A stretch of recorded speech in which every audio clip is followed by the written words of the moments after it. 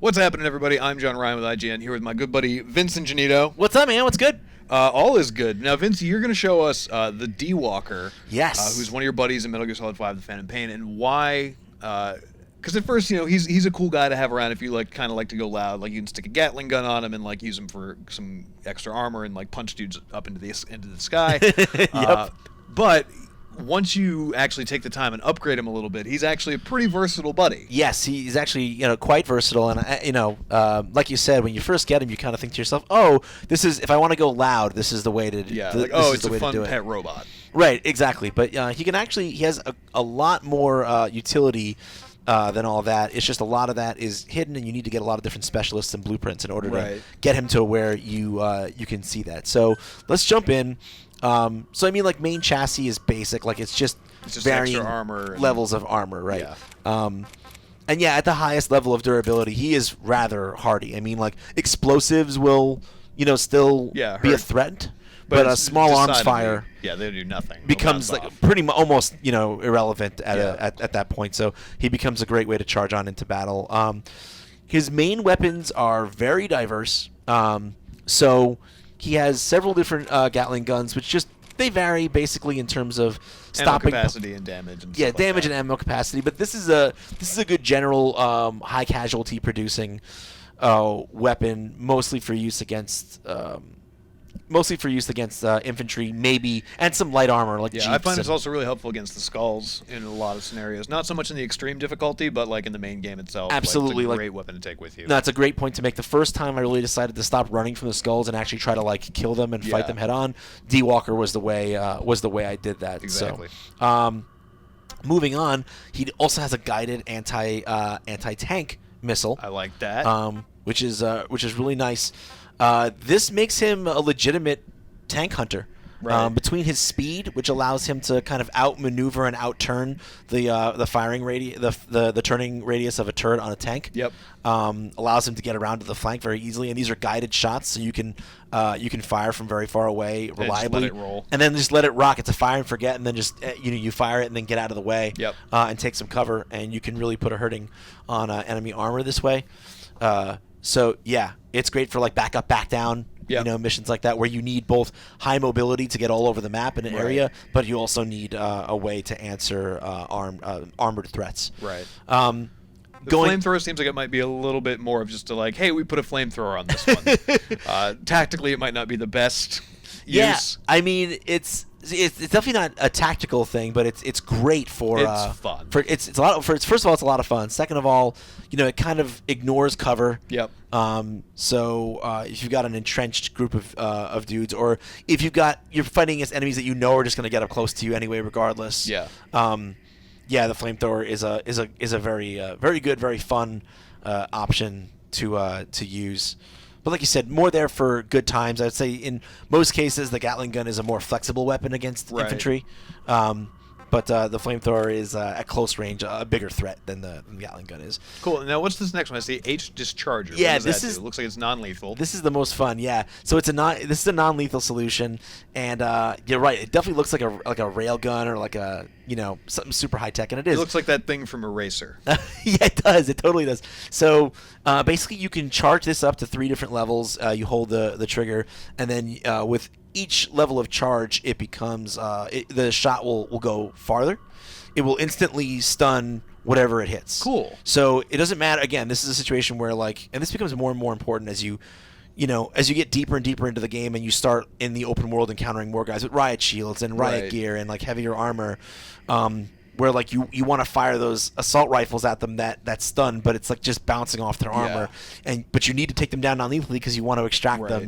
This is one of the great tools for doing that, because it will always stun the target no matter what their durability is or what kind of their armor you said, they have. we were talking about earlier, you said it's also an area of effect? Yeah, it hits in an area of effect, so you can hit 2 or 3 people, and that area of effect will ignore cover and ignore obstacles. So you can actually stun, if there's a little small, a small house, little small, one of those little tents or something. Yeah, with targets inside. And there's 2 or 3 guys inside, or whatnot.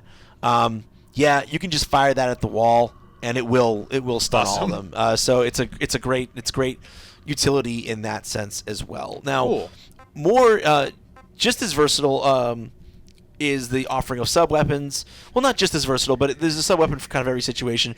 If you want to go totally non-lethal, you have the silenced this silenced pistol, which is just a it's basically like the Woo. It has trank rounds and a silencer on it. You can just fire them more rapidly. There's a lethal version if you are looking for just straight firepower and killing. Then there's the Geist. Now this is again if you want to go with like an I want to kill stuff and I'm not necessarily worried about being quiet about it. The Geist is a 3-round burst handgun. So you can pepper an area with gunfire really well with the Geist. Yeah, and then what be good for covering fire. Yeah, and what I don't have here, unfortunately yet, is you can actually just equip one of the submachine guns on him as well. That's research I haven't done yet. So you can do everything from non-lethal or like lethal but still quiet to just full out anti-personnel kind of shenanigans. Awesome. With the armament. Now, I'm gonna get to the heads in a second. That's the last thing I'm gonna do because it's the most important thing probably, and the biggest limiting factor too on your ability to really fully use D-Walker. The arm, the basic arm is just the basic arm. You can't really do anything with it. You can carry people. You can carry people, but that's it exactly. The CQC arm is what allows you to knock guys out and kind of do the melee takedown up close with them, where he raises them up into the air and just slams them down. And that stuns them for longer than if you would just punch them yourselves. Yeah, absolutely. And then you've got the Machete Arm, and the Machete Arm is actually a lethal arm that does real damage. So that's not a minor thing. That's going to really actually hurt and kill people. I mean, it looks sharp. Yes. And then finally, you've got the what is that? This is the Skull Machete, and the Skull Machete. Not only is it lethal and powerful in the way that the regular machete is, but it's like infused with this special energy where it can actually pierce armor. Awesome. So that's super helpful. Yeah. So armored targets it'll take down. I want to say armored targets. I mean like personnel with like a good amount of shields or armor and stuff. But not also necessarily tanks. Not tanks or IFVs.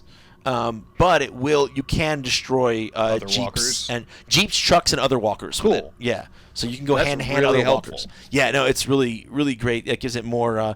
Even if you don't go with the guy, so even if you don't go with the guided anti-tank, main weapon, you can still take out other walkers and light vehicles if you have this arm.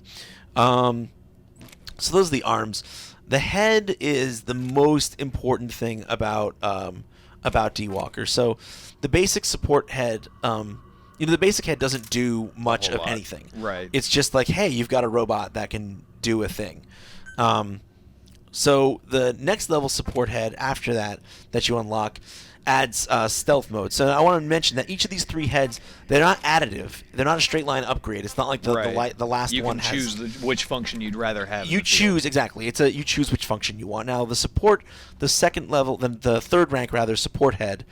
Has the stealth mode, and stealth mode. You run one of the things you run into. One of the disadvantages of D-Walker is that if you get off him and tell him to just chill, people will notice him. People will notice him and attack him. It's like, oh hey, there's a robot on the side of the road. Yeah, what's exactly. that? People will get aggroed on him. But with stealth wait mode, you can actually ask him to go into stealth mode, and then he becomes cloaked. And it's pretty much, unless the people run right into him while he's stealth, which I've seen happen, by the way. Oh, I'm sure. Where I park him in the middle of the road, put him in stealth, and then a vehicle runs into him. Right. Now, is that like optic camo? Is it just like it's like optic device? camo? Yeah, it's like optic camo. Cool. It's basically what it is. But still, that's really handy. It's really handy, because instead of having to park him like 50 or 100 meters away from where you want to go, which almost kind of negates his usefulness. Right. You can just walk right up to the front gate and be like, boop, there he is. Exactly. You just stay right there, little friend. So then what infiltration missions become about, like, you park him relatively near or close to where you're actually operating. Right. You put him in stealth mode, you go in and you do your thing, and then if things go wrong, you can call him in. You can always call him in, exactly. Right. And you don't have to worry that he's going to draw attention in the meantime. Now, when we start getting into like more flexible and powerful heads is the scouting head. Now this will allow him to go into auto search mode, and in this mode, much like D-Dog, he will actively find and tag He'll let you know where the guys are. He will let you know where. But he still does that from a stationary position. He won't like walk off on his own. And be like, No. He won't. Over here. Exactly. He'll do it from a stationary position. So like if you want to like put him up on a hill like above an outpost, for example, right? That Exactly. would be a good spot to put him so that he could scan the field below you and then tell you where all the threats were. Correct. And it's great because I think situational awareness in this game is really important. Because they're not like other infiltration spaces in other Metal Gears where they're just kind of like a series of corridors. These are wide open areas, and it's easy to miss some threats sometimes, and not knowing where guys are can really be the huge difference. Often is the difference between a smooth operation and an ugly one. Yeah.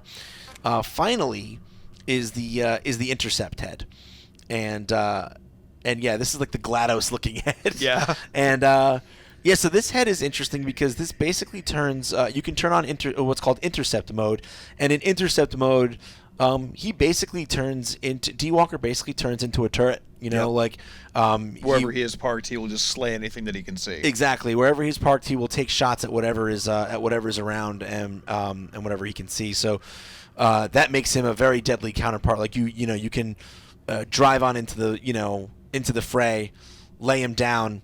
And again, you have to be careful because if there's anti-tank weaponry, if someone has a rocket launcher, that can still pose a threat to him. But just like with D-Dog, you can't send D-Dog into the middle of a fight and expect him to totally take care of himself. They'll take shots at him. Right. But the fact that you can kind of split their attention and give them another threat to think about can be very, very, very powerful. So these three heads all combined with like the different roles that his different primary weapons can allow for makes him pretty versatile. The only downside really to all this is that developing this stuff takes some time and some serious resources. It takes some time and resources. If we go in real quick here and take a look, the first new head is that's right. We can't see the. But still, I mean, it costs just $150,000 to deploy it. Yeah, not even counting what it costs to build it. It's probably about $500,000 to develop. I'm trying to remember. It was probably around close to that or around that. But the really key thing though is that these all require different their own blueprints. Their own blueprints and specialists, exactly. Right. You need the metamaterials specialist for the support head, I believe. Again, this is off the top of my head, guys. So don't blow me up if I'm wrong. The mechatronic specialist. There's mechatronic specialist for the scouting head. Okay, and then for the Intercept head, it's the video.